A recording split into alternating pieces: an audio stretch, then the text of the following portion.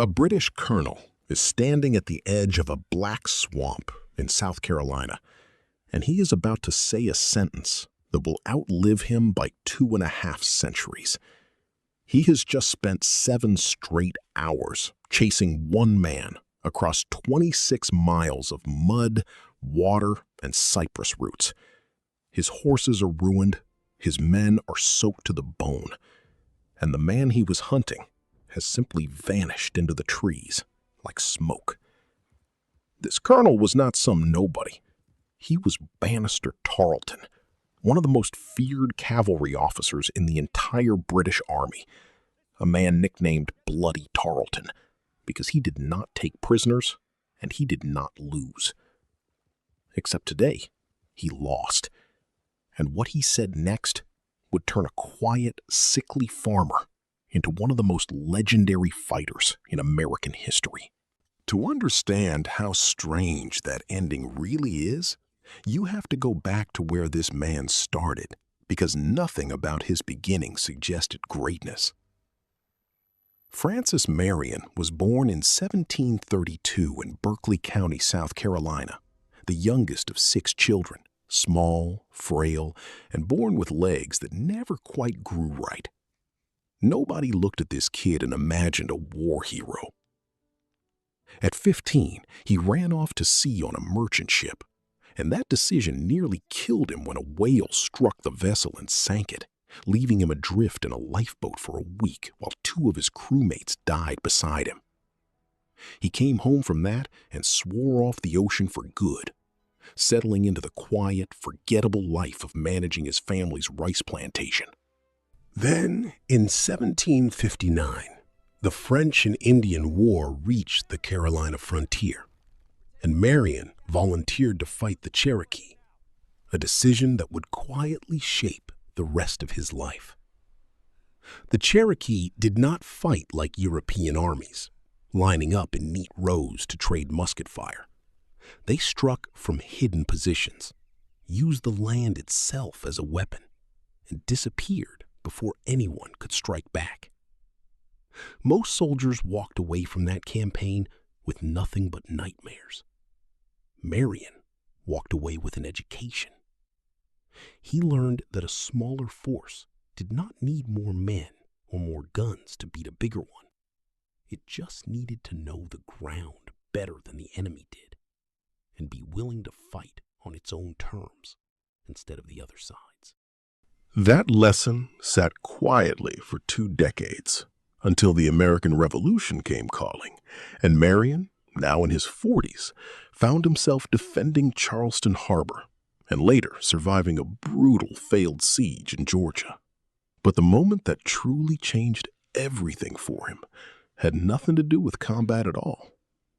In March of 1780, he was stuck at a locked dinner party in Charleston, and rather than sit through endless toasts as a man who never drank much himself, he climbed out of a 2nd-story window to escape.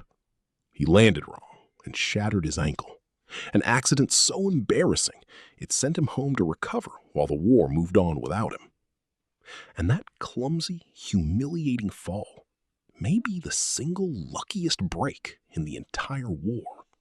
Just weeks later, Charleston fell to the British in the worst American defeat of the entire Revolution, and nearly every senior officer in South Carolina was captured in a single afternoon. Every single one, except the man nursing a broken ankle on his plantation, far from the city, completely free. Think about how close that was. A different host, a slightly different landing, and Marion is a prisoner alongside everyone else, and the story you're hearing right now simply never happens. Instead, he gathered about 20 ragged men, some soldiers, some farmers, some formerly enslaved people, all of them poorly armed and dressed in falling apart clothes that made other officers laugh when they first saw them arrive at camp. Nobody was laughing for long. With both major American armies in the South destroyed and Charleston under British control, Marion's small, scrappy band became the only organized resistance left standing in the entire state. And what he built with that handful of farmers was nothing like a traditional army.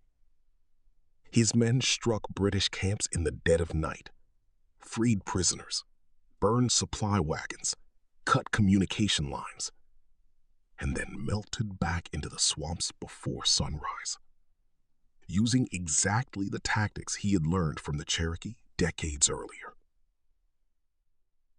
A British general later admitted in writing that Marion had turned nearly the entire population between two rivers against the crown.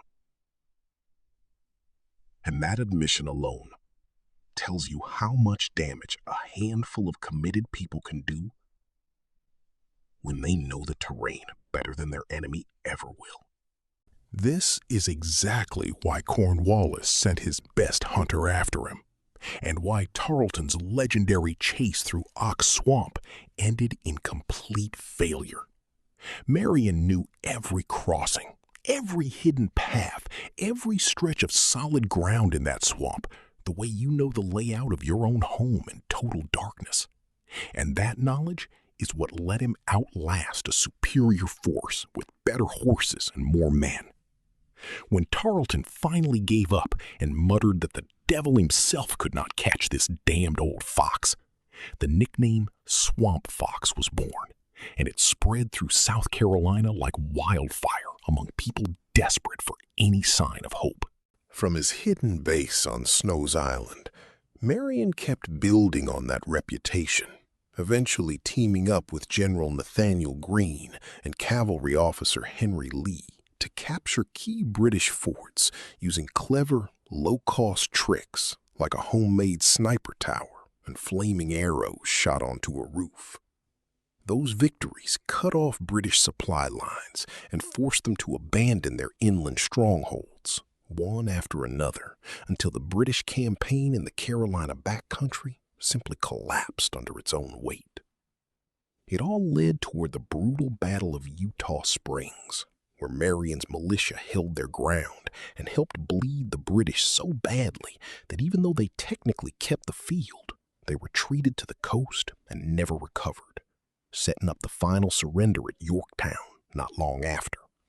What makes this story worth remembering isn't just the battles. It's the shape of what Marion actually proved. He never had the biggest army, the best weapons, or the easiest path. And honestly, his own body worked against him for most of his life. But he understood something that people still underestimate today, which is that persistence, paired with real knowledge of your own ground, can outlast raw power every single time. He made an empire that had conquered half the world afraid to sleep at night, not with size, but with patience, preparation, and refusing to quit after a broken ankle should have ended everything. That is the kind of quiet, stubborn resolve that still outlasts brute force, whether you're fighting a war or just fighting for something that matters in your own life.